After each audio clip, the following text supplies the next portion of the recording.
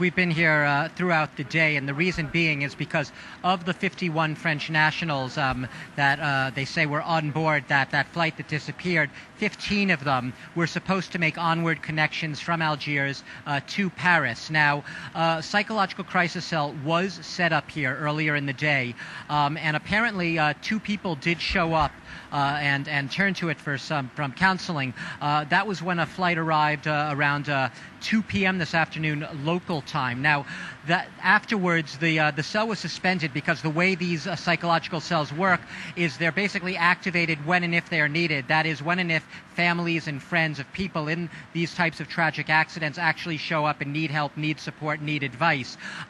So it's sort of an as-needed basis. Now, there is another flight that is we're still waiting for at this hour to come in. It's scheduled to arrive here at Charles de Gaulle at 8:30 p.m. local time.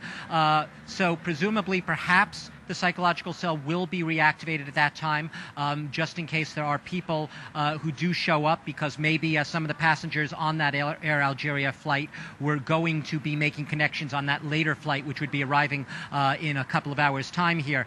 We also understand, according to officials here at the airport of Paris, that there were some people who showed up, perhaps as many as 4 of them, at the southern airport in the Paris region, the big one, Orly. Now, we don't know whether a psychological counseling cell was set up there. There may have been confusion with those who showed up. Perhaps they thought that the plane was going to arrive in Orly because Air Algeria does have regular flights about 1 hour arriving from Algiers at Orly. But in this case, the 15 French nationals who were scheduled to come onward to Paris were believed to be coming onward here to Charles de Gaulle.